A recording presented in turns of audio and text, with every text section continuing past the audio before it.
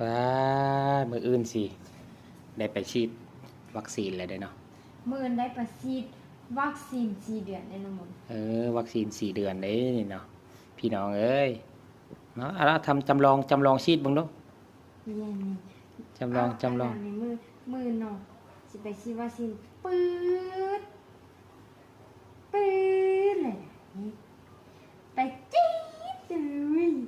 จี๊ด2 ครั้งจี๊ด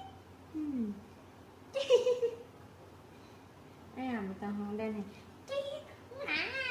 ว้าโบแมนจี๊ดอะต้องเนี่ย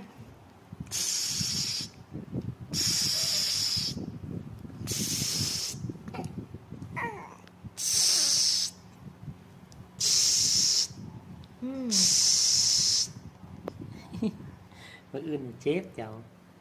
มือสิได้เจ็บแล้ว